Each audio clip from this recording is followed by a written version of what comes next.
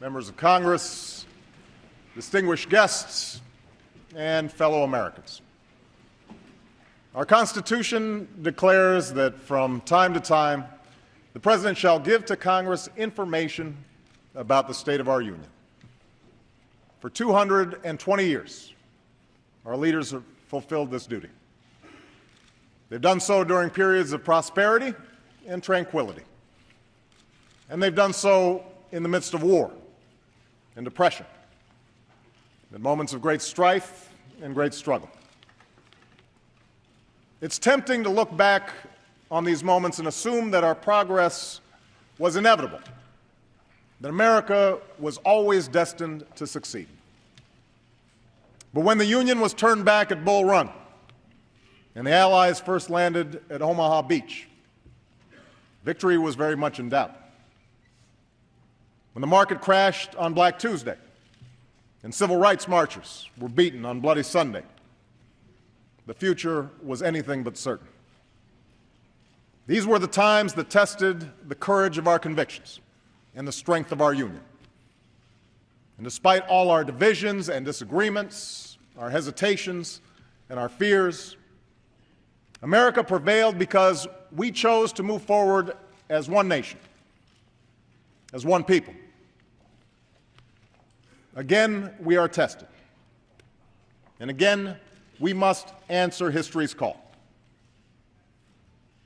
1 year ago, I took office amid 2 wars, an economy rocked by a severe recession, a financial system on the verge of collapse, and a government deeply in debt.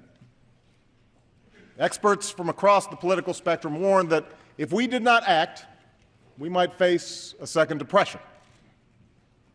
So we acted, immediately and aggressively. And 1 year later, the worst of the storm has passed. But the devastation remains. 1 in 10 Americans still cannot find work. Many businesses have shuttered. Home values have declined. Small towns and rural communities have been hit especially hard. And for those who'd already known poverty, life's become that much harder. And this recession has also compounded the burdens that America's families have been dealing with for decades. The burden of working harder and longer for less, of being unable to save enough to retire or help kids with college. So I know the anxieties that are out there right now. They're not new. These struggles are the reason I ran for president. These struggles are what I've witnessed for years in places like Elkhart, Indiana, and Galesburg, Illinois. I hear about them in the letters that I read each night. The toughest to read are those written by children, asking why they have to move from their home, asking when their mom or dad will be able to go back to work. For these Americans and so many others, change has not come fast enough. Some are frustrated, some are angry. They don't understand why it seems like bad behavior on Wall Street is rewarded, but hard work on Main Street isn't. Or why Washington has been unable or unwilling to solve any of our problems. They're tired of the partisanship and the shouting and the pettiness. They know we can't afford it. Not now. So we face big and difficult challenges. And what the American people hope, what they deserve, is for all of us, Democrats and Republicans, to work through our differences, to overcome the numbing weight of our politics. For while the people who sent us here have different backgrounds, different stories, different beliefs, the anxieties they face are the same. The aspirations they hold are shared. A job that pays the bills, a chance to get ahead, most of all, the ability to give their children a better life. And you know what else they share? They share a stubborn resilience in the face of adversity. After one of the most difficult years in our history, they remain busy building cars and teaching kids, starting businesses and going back to school. They're coaching Little League and helping their neighbors. One woman wrote to me and said, "We are strained but hopeful, struggling but encouraged." It's because of this spirit, this great decency and great strength, that I have never been more hopeful about America's future than I am tonight.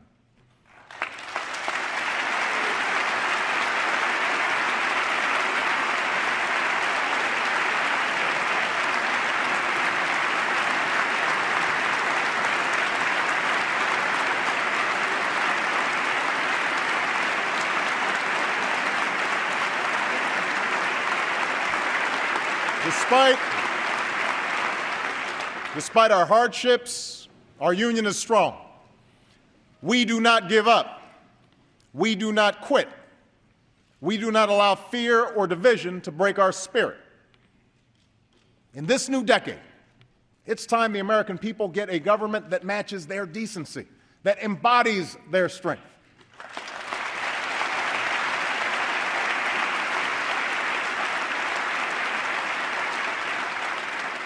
And tonight I'd like to talk about how together we can deliver on that promise.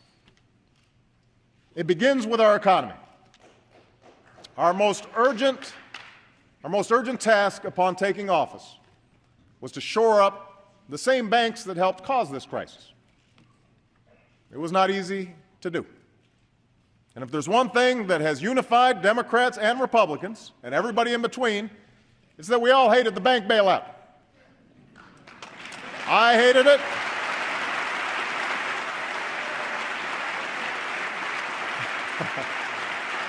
I hated it. I hated it. You hated it. It was about as popular as a root canal. But when I ran for president, I promised I wouldn't just do what was popular. I would do what was necessary. And if we had allowed the meltdown of the financial system, unemployment might be double what it is today. More businesses would certainly have closed. More homes would have surely been lost.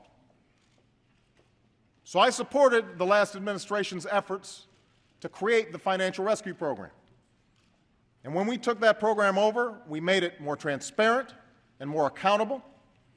And as a result, the markets are now stabilized, and we've recovered most of the money we spent on the banks.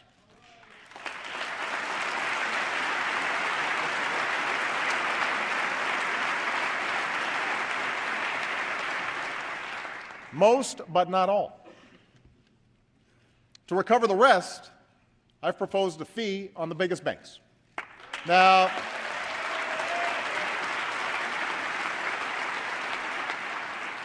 I know Wall Street isn't keen on this idea, but if these firms can afford to hand out big bonuses again, they can afford a modest fee to pay back the taxpayers who rescued them in their time of need.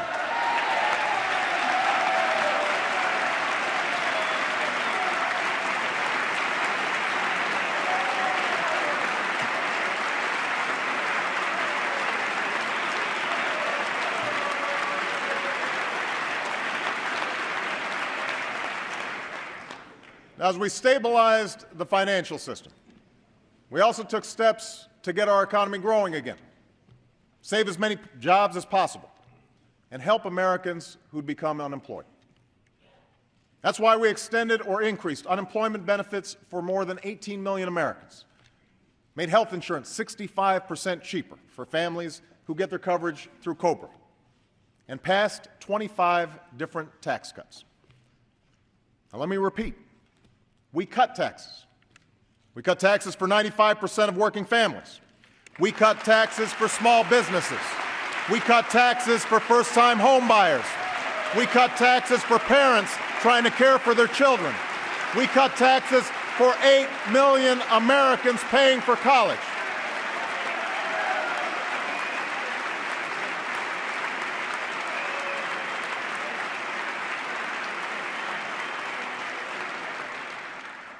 I thought I'd get some applause on that one.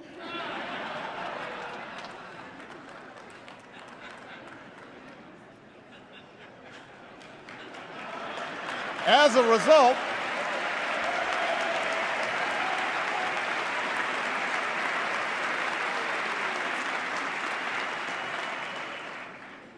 result, millions of Americans had more to spend on gas and food and other necessities, all of which helped businesses keep more workers. And we haven't raised income taxes by a single dime on a single person, not a single dime.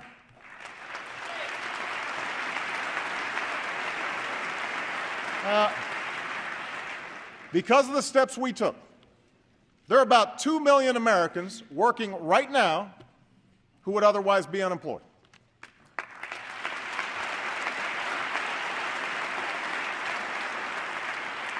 $200,000 work in construction and clean energy. 300,000 are teachers and other education workers. Tens of thousands are cops, firefighters, correctional officers, first responders. And we're on track to add another 1.5 million jobs to this total by the end of the year. The plan that has made all of this possible, from the tax cuts to the jobs, is the Recovery Act. That's right. The Recovery Act, also known as the stimulus bill.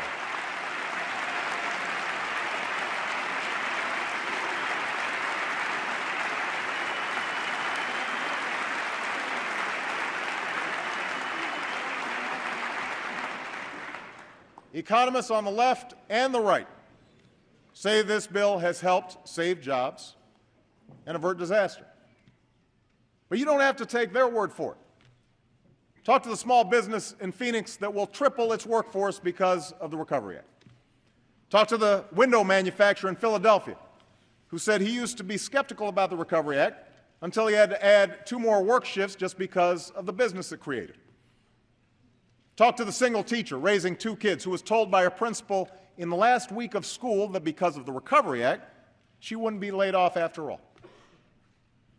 There are stories like this all across America.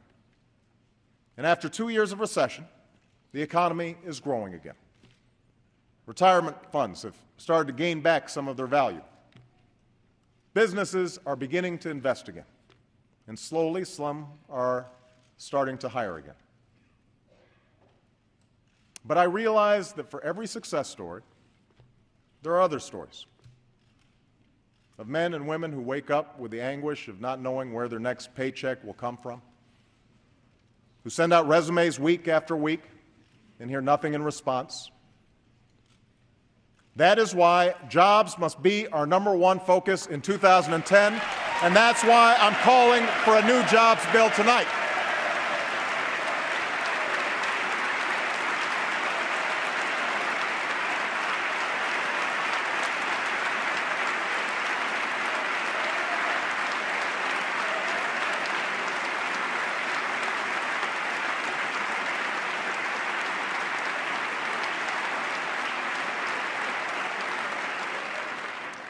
Now, the true engine of job creation in this country will always be America's businesses.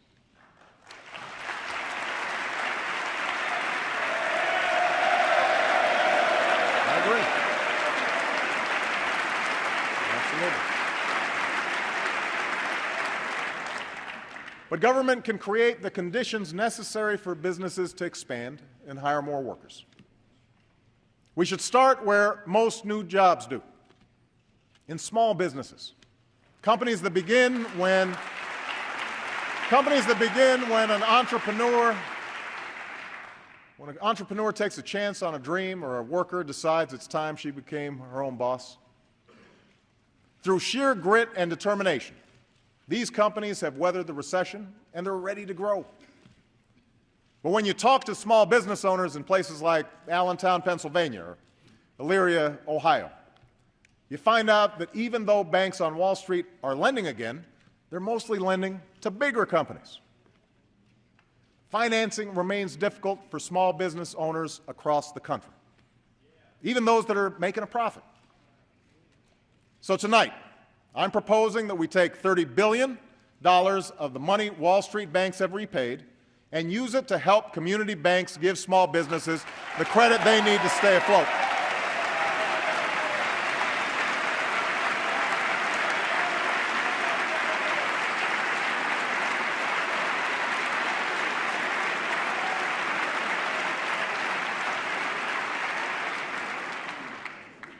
I'm also proposing a new small business tax credit, one that will go to over 1 million small businesses who hire new workers or raise wages.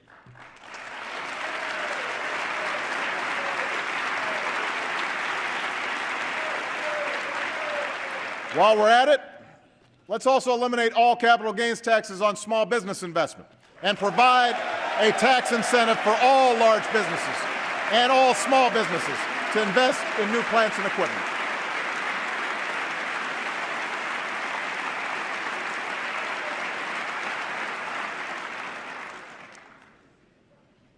Next, we can put Americans to work today building the infrastructure of tomorrow.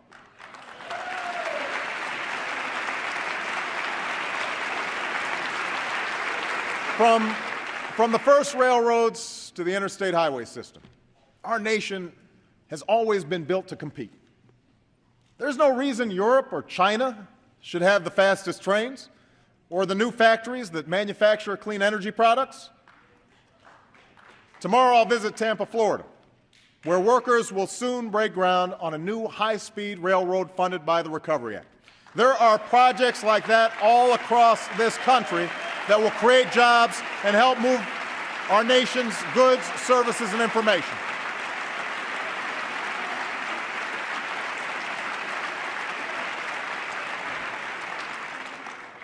We should put more Americans to work building clean energy facilities and give rebates to Americans who make their homes more energy efficient, which supports clean energy jobs.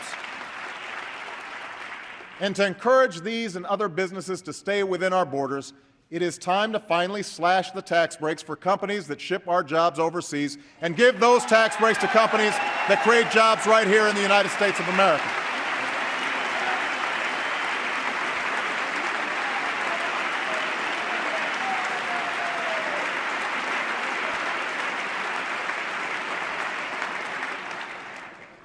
Now, the House has passed a jobs bill that includes some of these steps.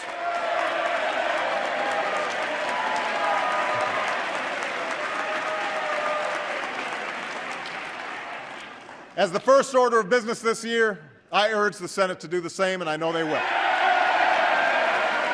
They will.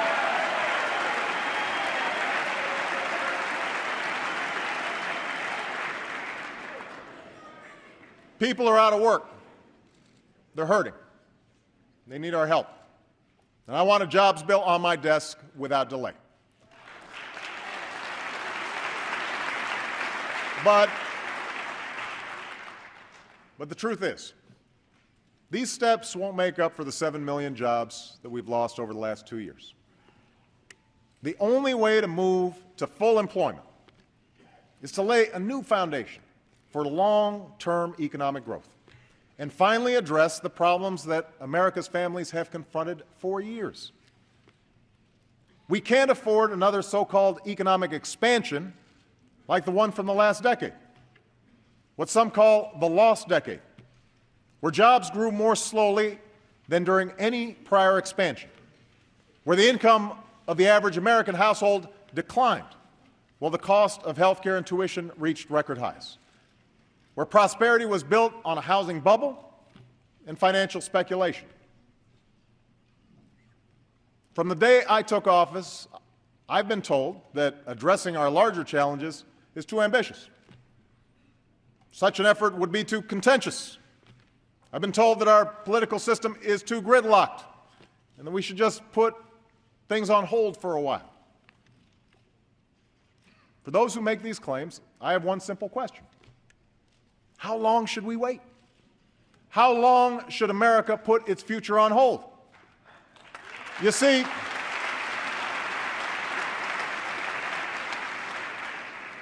Washington has been telling us to wait for decades. even as the problems have grown worse. Meanwhile, China's not waiting to revamp its economy. Germany's not waiting. India's not waiting. These nations they're not standing still. These nations aren't playing for second place. They're putting more emphasis on math and science. They're rebuilding their infrastructure. They're making serious investments in clean energy because they want those jobs.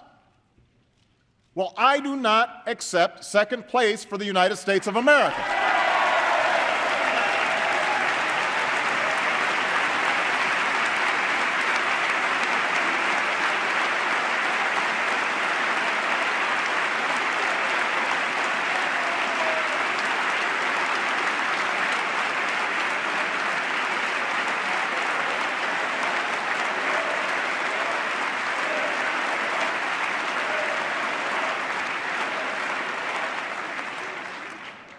As hard as it may be, as uncomfortable and contentious as the debates may become, it's time to get serious about fixing the problems that are hampering our growth. Now, one place to start is serious financial reform. Look, I am not interested in punishing banks. I'm interested in protecting our economy. A strong, healthy financial market makes it possible for businesses to access credit and create new jobs. It channels the savings of families into investments that raise incomes. But that can only happen if we guard against the same recklessness that nearly brought down our entire economy. We need to make sure consumers and middle-class families have the information they need to make financial decisions. We can't allow financial institutions, including those that take your deposits, to take risks that threaten the whole economy. Now, the House has already passed financial reform with many of these changes. And the lobbyists are trying to kill it. Well, we cannot let them win this fight. And if the bill that ends up on my desk does not meet the test of real reform, I will send it back until we get it right. We've got to get it right.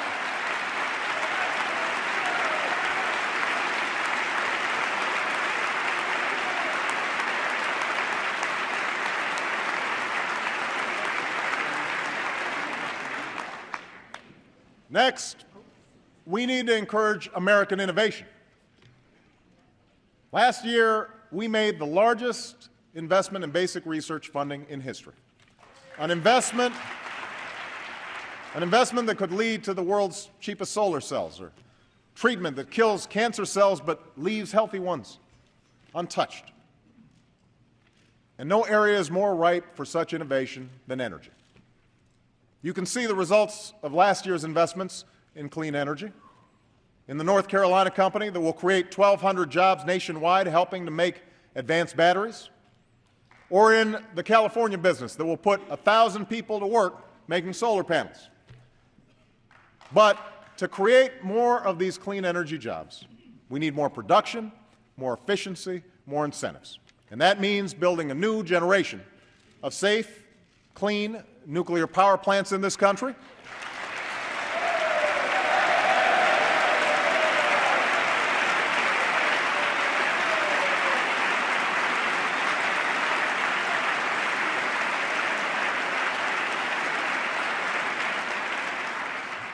It means making tough decisions about opening new offshore areas for oil and gas development.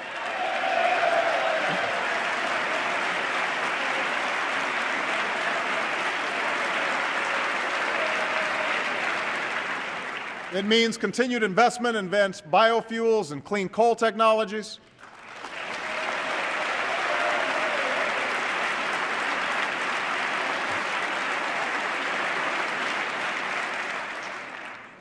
And yes, it means passing a comprehensive energy and climate bill with incentives that will finally make clean energy the profitable kind of energy in America.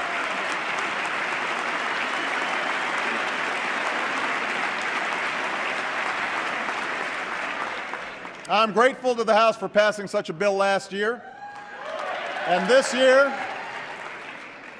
year I'm eager to help advance the bipartisan effort in the Senate. I know there have been questions about whether we can afford such changes in a tough economy. I know that there are those who disagree with the overwhelming scientific evidence on climate change. But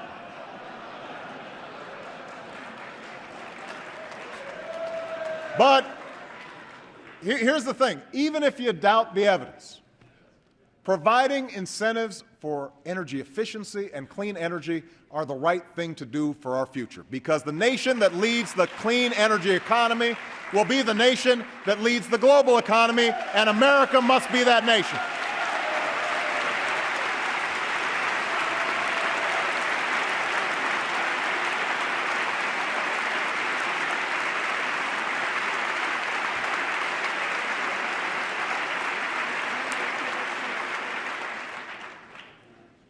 Third, we need to export more of our goods.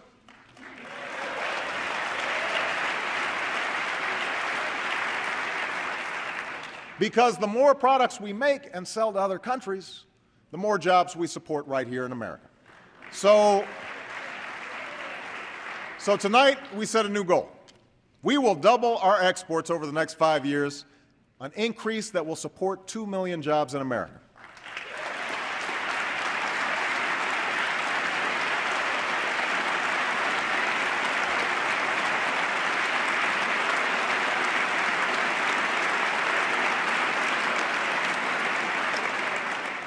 To help meet this goal, we're launching a national export initiative that will help farmers and small businesses increase their exports and reform export controls consistent with national security.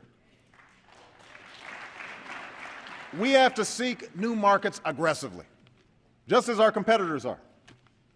If America sits on the sidelines while other nations sign trade deals, we will lose the chance to create jobs on our shores.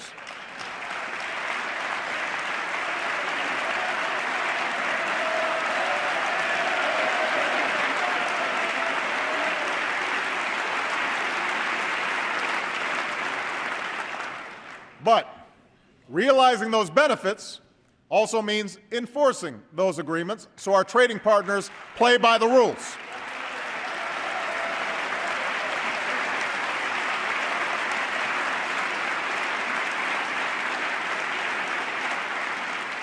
And that's why we'll continue to shape a Doha trade agreement that opens global markets, and why we will strengthen our trade relations in Asia and with key partners like South Korea and Panama and Colombia.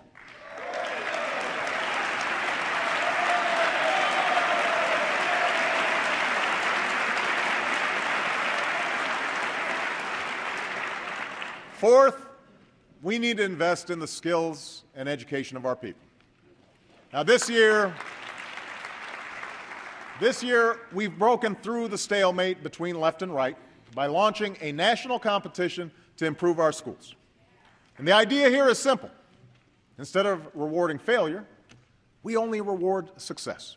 Instead of funding the status quo, we only invest in reform. Reform that raises student achievement, inspires students to excel in math and science, and turns around failing schools that steal the future of too many young Americans, from rural communities to the inner city. In the 21st century, the best anti-poverty program around is a world-class education.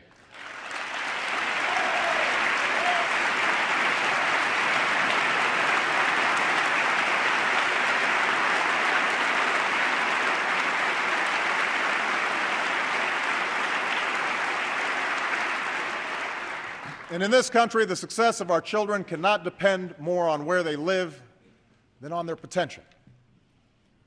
When we renew the Elementary and Secondary Education Act, we will work with Congress to expand these reforms to all 50 states.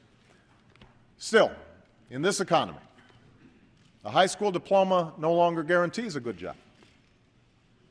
That's why I urge the Senate to follow the House and pass a bill that will revitalize our community colleges, which are a career pathway to the children of so many working families.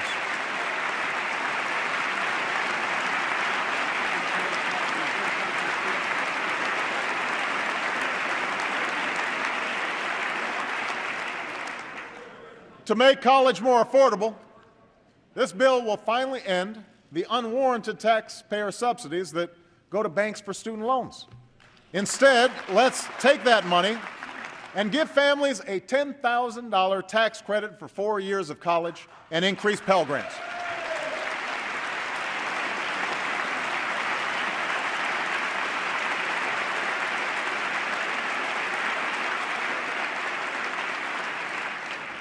And let's tell another 1 million students that when they graduate, they will be required to pay only 10% of their income on student loans. And all of their debt will be forgiven after 20 years, and forgiven after 10 years if they choose a career in public service. Because in the United States of America, no one should go broke because they chose to go to college.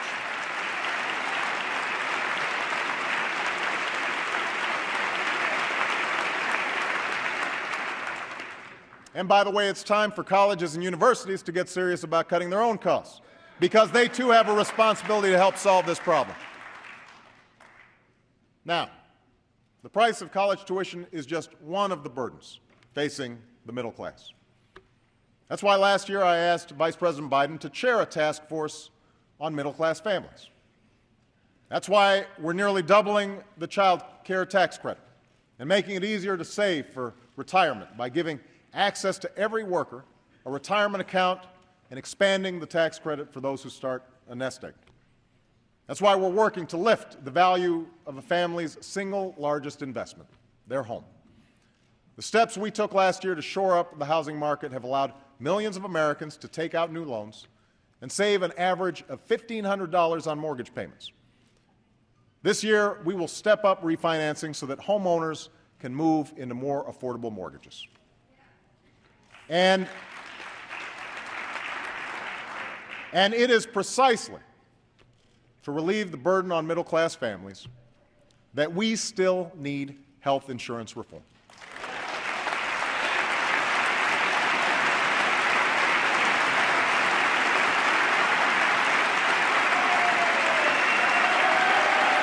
Yes, we do.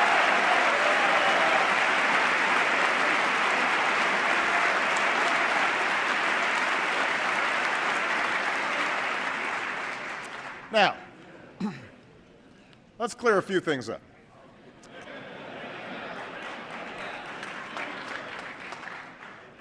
I didn't choose to tackle this issue to get some legislative victory under my belt. And by now, it should be fairly obvious that I didn't take on health care because it was good politics.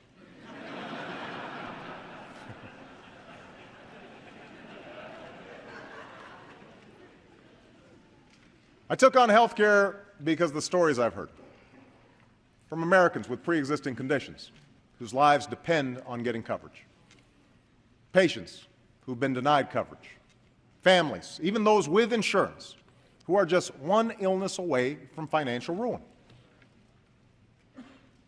After nearly a century of trying, Democratic administrations, Republican administrations, we are closer than ever to bringing more security to the lives of so many Americans. The approach we've taken would protect every American from the worst practices of the insurance industry. It would give small businesses and uninsured Americans a chance to choose an affordable health care plan in a competitive market. It would require every insurance plan to cover preventive care. And by the way, I want to acknowledge our First Lady, Michelle Obama, who this year is creating a national movement to tackle the epidemic of childhood obesity and make kids healthier. Thank you, honey.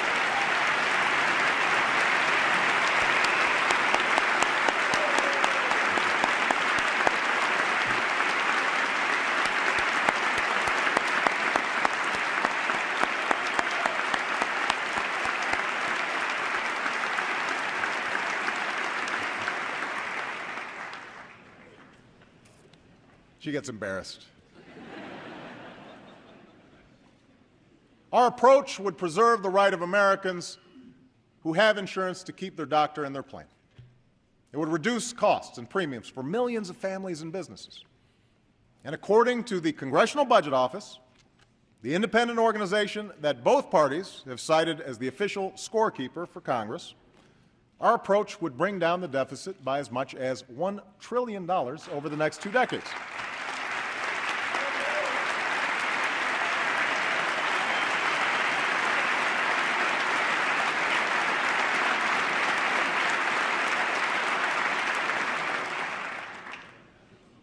Still, this is a complex issue, and the longer it was debated, the more skeptical people became. I take my share of the blame for not explaining it more clearly to the American people. And I know that with all the lobbying and horse trading, the process left most Americans wondering, what's in it for me? But I also know this problem is not going away. By the time I'm finished speaking tonight, more Americans will have lost their health insurance. Millions will lose it this year. Our deficit will grow. Premiums will go up. Patients will be denied the care they need. Small business owners will continue to drop coverage altogether. I will not walk away from these Americans, and neither should the people in this chamber.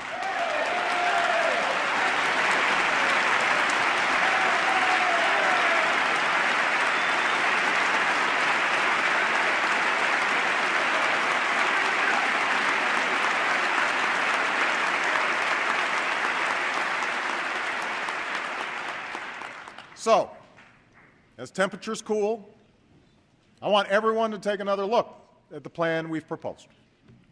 There's a reason why many doctors, nurses, and healthcare experts who know our system best consider this approach a vast improvement over the status quo. But if anyone from either party has a better approach that will bring down premiums, bring down the deficit, cover the uninsured, strengthen Medicare for seniors, and stop insurance company abuses, let me know. Let me know. Let me know.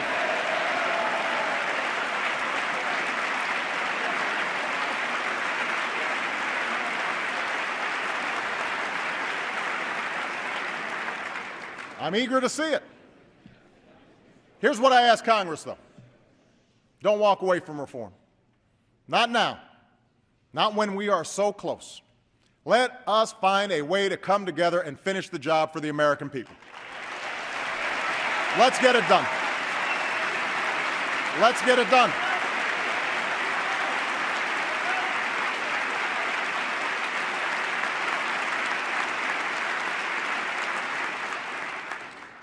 Now, even as health care reform would reduce our deficit, it's not enough to dig us out of a massive fiscal hole in which we find ourselves.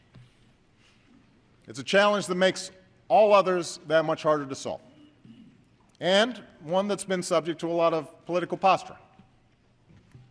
So let me start the discussion of government spending by setting the record straight. At the beginning of the last decade, the year 2000, America had a budget surplus of over $200 billion. By the time I took office, we had a one-year deficit of over $1 trillion and projected deficits of $8 trillion over the next decade.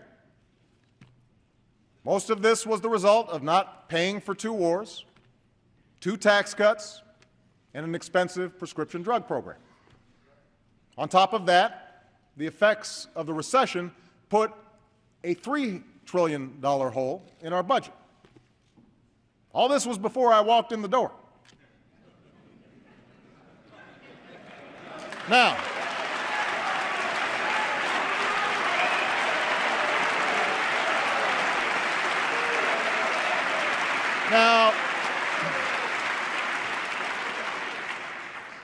just stating the facts. Now, if we had taken office in ordinary times, I would have liked nothing more than to start bringing down the deficit. But we took office amid a crisis, and our efforts to prevent a second depression have added another $1 trillion to our national debt. That, too, is a fact. I'm absolutely convinced that was the right thing to do. But families across the country are tightening their belts and making tough decisions. The federal government should do the same.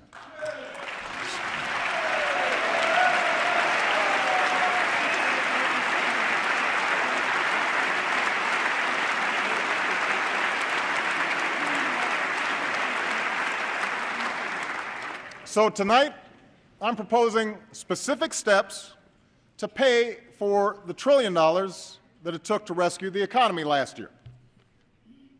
Starting in 2011, we are prepared to freeze government spending for 3 years. Spending related to our national security, Medicare, Medicaid, and Social Security will not be affected. But all other discretionary government programs will. Like any cash-strapped family, we will work within a budget to invest in what we need and sacrifice what we don't. And if I have to enforce this discipline by veto, I will.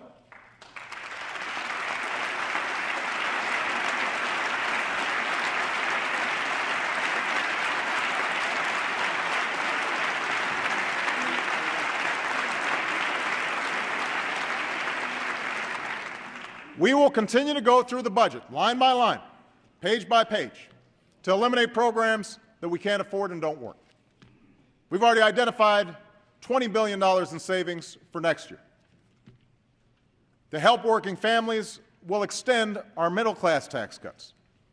But at a time of record deficits, we will not continue tax cuts for oil companies, for investment fund managers, and for those making over $250,000 a year. We just can't afford it. Now, even after paying for what we spent on my watch, we'll still face the massive deficit we had when I took office. More importantly, the cost of Medicare, Medicaid, and Social Security will continue to skyrocket. That's why I've called for a bipartisan fiscal commission, modeled on a proposal by Republican Judd Gregg and Democrat Kent Conrad. This can't be one of those Washington gimmicks that lets us pretend we solve a problem. The Commission will have to provide a specific set of solutions by a certain deadline. Yesterday, the Senate blocked a bill that would have created this commission. So I'll issue an executive order that will allow us to go forward, because I refuse to pass this problem on to another generation of Americans.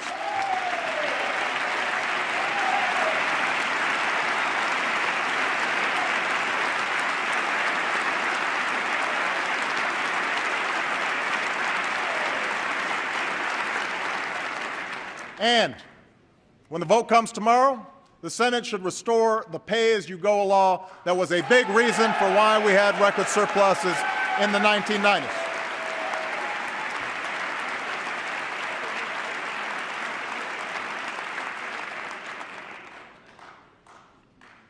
Now, I know that some in my own party will argue that we can't address the deficit or freeze government spending when so many are still hurting. And I agree, which is why this freeze won't take effect until next year, when the economy is stronger. That's how budgeting works.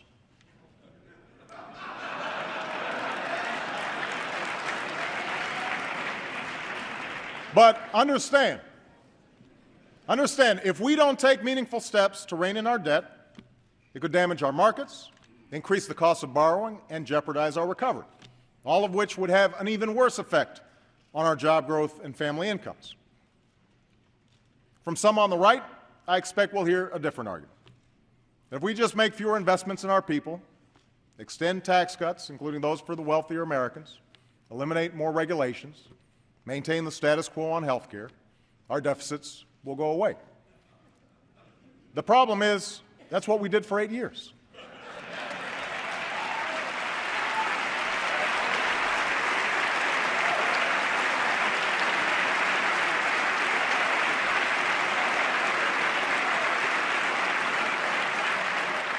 That's what helped us into this crisis.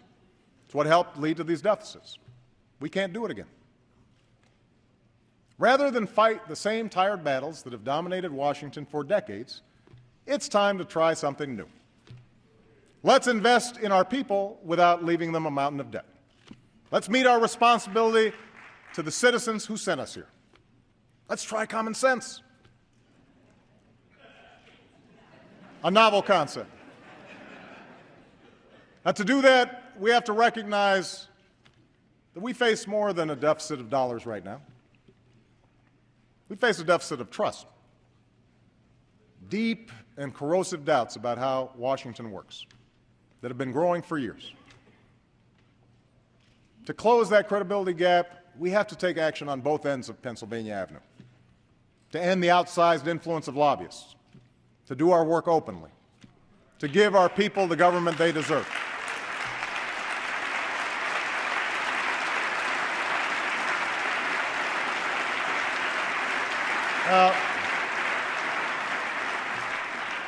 That's what I came to Washington to do. That's why, for the first time in history, my administration posts on our White House visitors online. That's why we've excluded lobbyists from policymaking jobs or seats on federal boards and commissions. But we can't stop there. It's time to require lobbyists to disclose each contact they make on behalf of a client with my administration or with Congress. It's time to put strict limits on the contributions that lobbyists give to candidates for federal office. With all due deference to separation of powers, last week the Supreme Court reversed a century of law that I believe will open the floodgates for special interests, including foreign corporations, to spend without limit in our elections.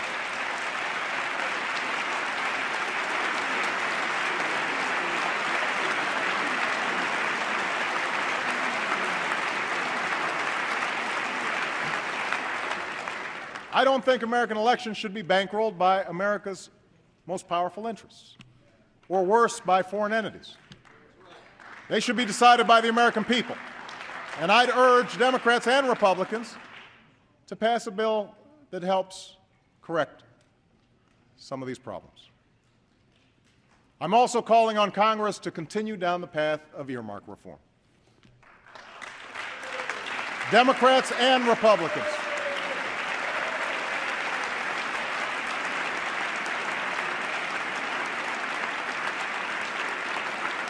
Democrats and Republicans, look, you've trimmed some of this spending. You've embraced some meaningful change. But restoring the public trust demands more. For example, some members of Congress post some earmark requests online. Tonight, I'm calling on Congress to publish all earmark requests on a single website before there's a vote, so that the American people can see how their money's being spent.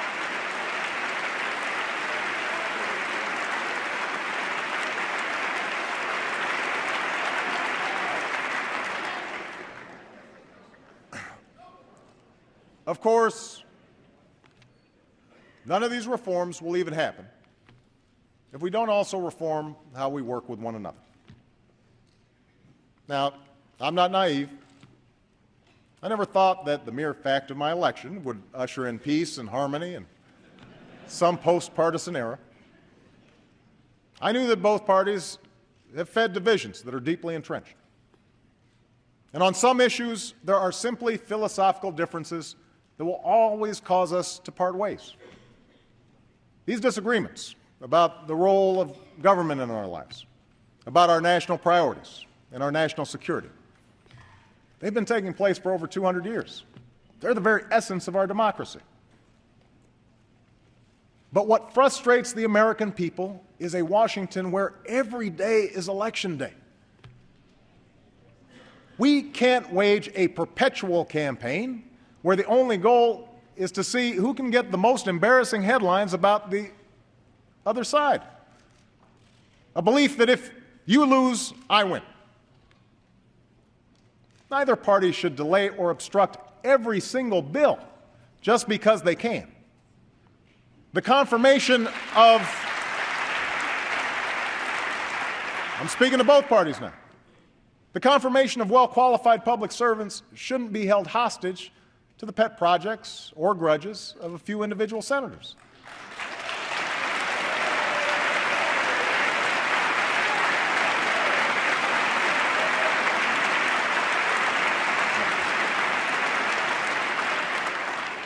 Washington may think that saying anything about the other side, no matter how false, no matter how malicious, is just part of the game. But it's precisely such politics that has stopped either party from helping the American people. Worse yet, it's sowing further division among our citizens, further distrust in our government. So no, I will not give up on trying to change the tone of our politics. I know it's an election year, and after last week, it's clear that campaign fever has come even earlier than usual. But we still need to govern. To Democrats, I would remind you that we still have the largest majority in decades, and the people expect us to solve problems, not run for the hills.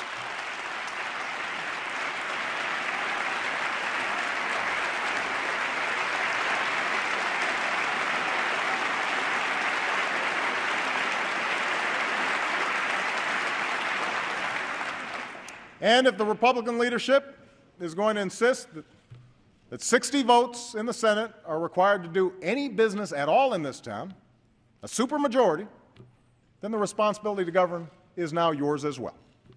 Just saying no to everything may be good short-term politics, but it's not leadership.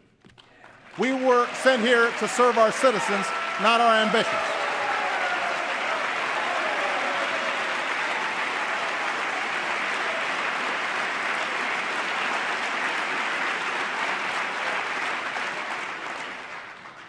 So let's show the American people that we can do it together. This week I'll be addressing a meeting of the House Republicans. I'd like to begin monthly meetings with both Democratic and Republican leadership. I know you can't wait.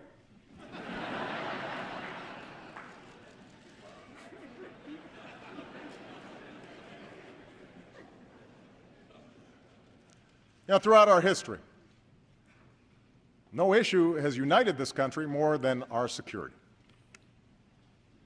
Sadly, some of the unity we felt after 9/11 has dissipated. And we can argue all we want about who's to blame for this, but I'm not interested in relitigating the past. I know that all of us love this country. All of us are committed to its defense. So let's put aside the schoolyard taunts about who's tough. Let's reject the false choice between protecting our people and upholding our values.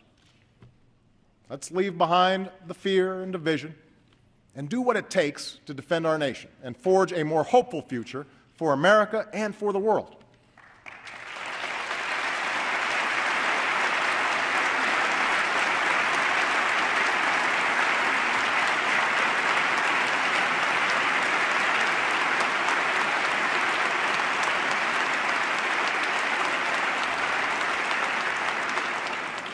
That's the work we began last year. Since the day I took office, we've renewed our focus on the terrorists who threaten our nation. We've made substantial investments in our homeland security and disrupted plots that threaten to take American lives.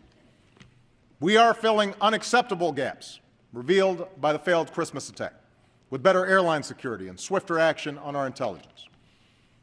We've prohibited torture and strengthened partnerships from the Pacific to South Asia to the Arabian Peninsula. And in the last year, hundreds of al-Qaeda's fighters and affiliates, including many senior leaders, have been captured or killed, far more than in 2008. And in Afghanistan, we're increasing our troops and training Afghan security forces so they can begin to take the lead in July of 2011 and our troops can begin to come home.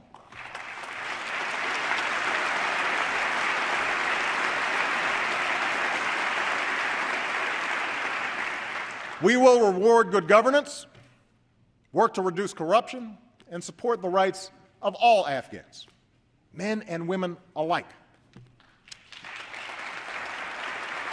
We're joined by allies and partners who have increased their own commitments and who will come together tomorrow in London to reaffirm our common purpose.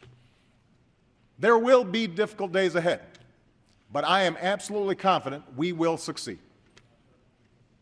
As we take the fight to al-Qaeda, we are responsibly leaving Iraq to its people.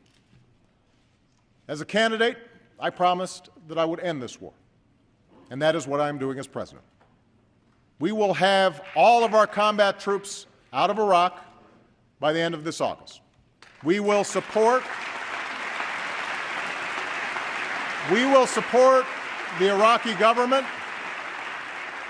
We will support the Iraqi government as they hold elections, and we will continue to partner with the Iraqi people to promote regional peace and prosperity. But make no mistake, this war is ending, and all of our troops are coming home.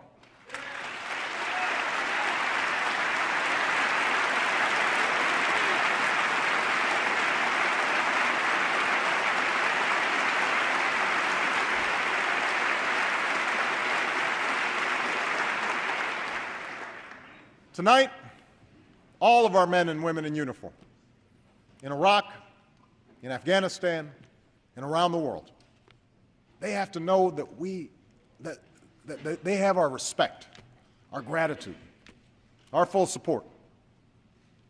And just as they must have the resources they need in war, we all have a responsibility to support them when they come home.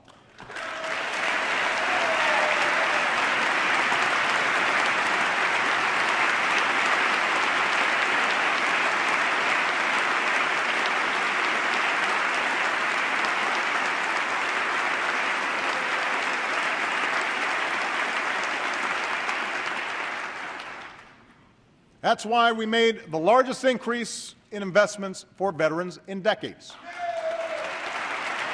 Last year.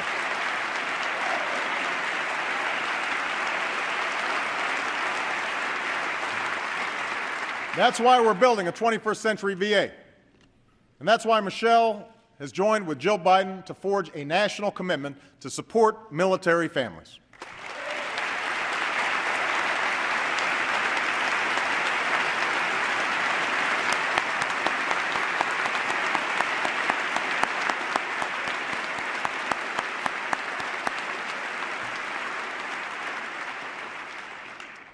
Now, even as we prosecute two wars, we're also confronting perhaps the greatest danger to the American people, the threat of nuclear weapons.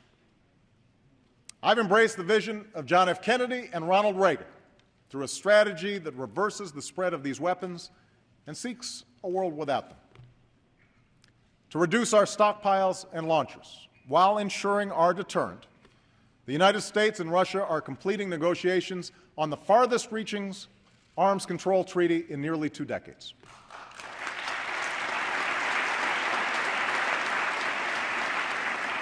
And at April's Nuclear Security Summit, we will bring 44 nations together here in Washington, D.C. behind a clear goal: securing all vulnerable nuclear materials around the world in 4 years so that they never fall into the hands of terrorists.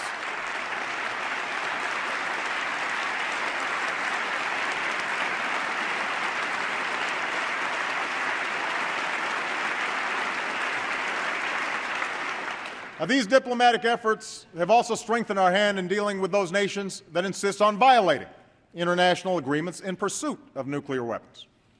That's why North Korea now faces increased isolation and stronger sanctions, sanctions that are being vigorously enforced.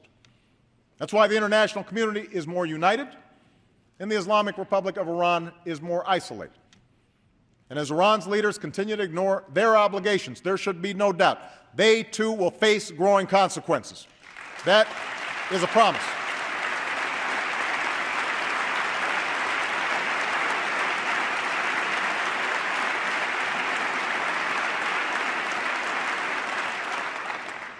That's the leadership we are providing. Engagement that advances the common security and prosperity of all people. We're working through the G20 to sustain a lasting global recovery. We're working with Muslim communities around the world to promote science and education and innovation.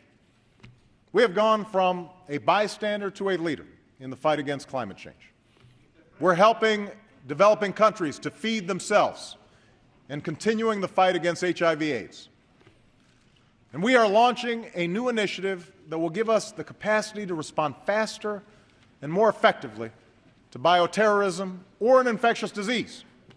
A plan that will counter threats at home and strengthen public health abroad. As we have for over 60 years, America takes these actions because our destiny is connected to those beyond our shores. But we also do it because it is right. That's why, as we meet here tonight, over 10,000 Americans are working with many nations to help the people of Haiti recover and rebuild.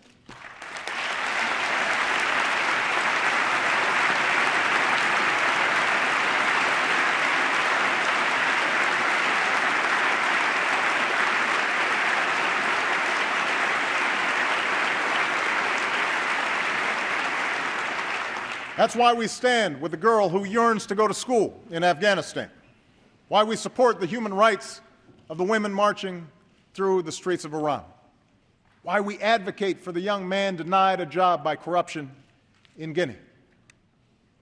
For America must always stand on the side of freedom and human dignity. Always.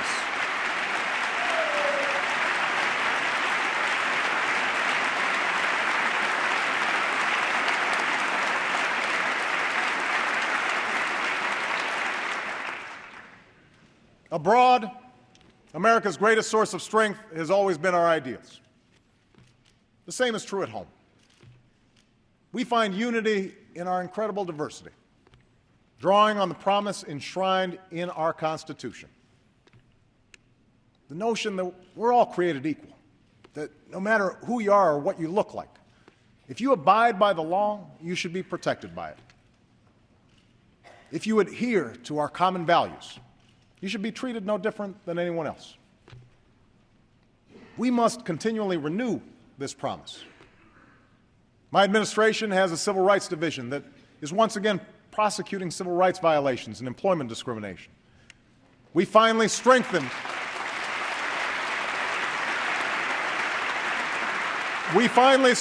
our laws to protect against crimes driven by hate. This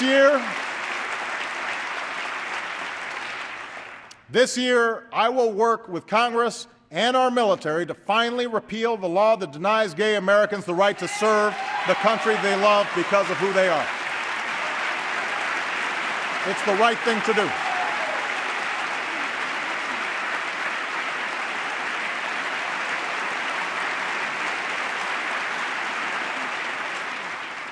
We're going to crack down on violations of equal pay laws so that women get equal pay for an equal day's work.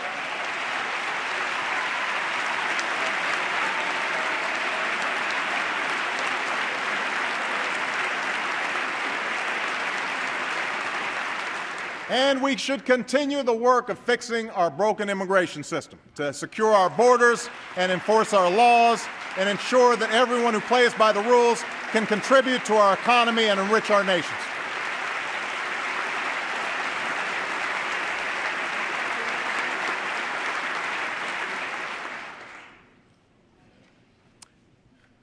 In the end, it's our ideals, our values that built America, values that allowed us to forge a nation made up of immigrants from every corner of the globe, values that drive our citizens still.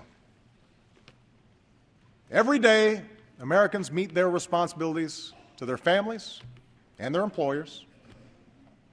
Time and again, they lend a hand to their neighbors and give back to their country. They take pride in their labor and are generous in spirit. These aren't Republican values or Democratic values that they're living by, business values or labor values. They're American values. Unfortunately, too many of our citizens have lost faith that our biggest institutions, our corporations, our media, and yes, our government, still reflect these same values. Each of these institutions are full of honorable men and women doing important work that helps our country prosper. But each time a CEO rewards himself for failure, or a banker puts the rest of us at risk for his own selfish gain, people's doubts grow. Each time lobbyists game the system or politicians tear each other down instead of lifting this country up, we lose faith. The more that TV pundits reduce serious debates to silly arguments, big issues into sound bites, our citizens turn away. No wonder there's so much cynicism out there. No wonder there's so much disappointment. I campaigned on the promise of change. Change we can believe in, the slogan went. And right now I know there are many Americans who aren't sure if they still believe we can change or that I can deliver it. But remember this, I never suggested that change would be easy or that I could do it alone. Democracy in a nation of 300 million people can be noisy and messy and complicated. And when you try to do big things and make big changes, it stirs passions and controversy. That's just how it is. Those of us in public office can respond to this reality by playing it safe and avoid telling hard truths and pointing fingers. We can do what's necessary to keep our poll numbers high and get through the next election instead of doing what's best for the next generation.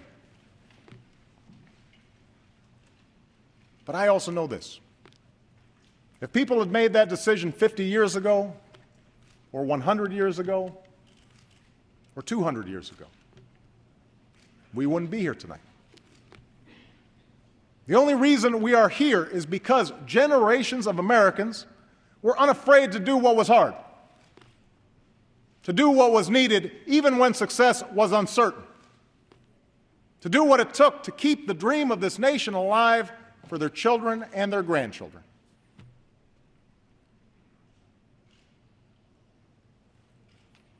Our administration has had some political setbacks this year, and some of them were deserved. But I wake up every day knowing that they are nothing compared to the setbacks that families all across this country have faced this year. And what keeps me going, what keeps me fighting, is that despite all these setbacks, that spirit of determination and optimism, that fundamental decency that has always been at the core of the American people, that lives on. It lives on in the struggling small business owner who wrote to me of his company. None of us, he said, are willing to consider even slightly that we might fail. It lives on in the woman who said that even though she and her neighbors have felt the pain of recession, we are strong, we are resilient, we are American. It lives on in the 8-year-old boy in Louisiana who just sent me his allowance and asked if I would give it to the people of Haiti. And it lives on in all the Americans who've dropped everything to go someplace they've never been and pull people they've never known from the rubble, prompting chants of USA, USA, USA, when another life was saved. The spirit that has sustained this nation for more than 2 centuries lives on in you, its people. We have finished a difficult year. We have come through a difficult decade. But a new year has come. A new decade stretches before us. We don't quit. I don't quit. Let's seize this moment to start anew, to carry the dream forward, and to strengthen our union once more. Thank you. God bless you. And God bless the United States of America.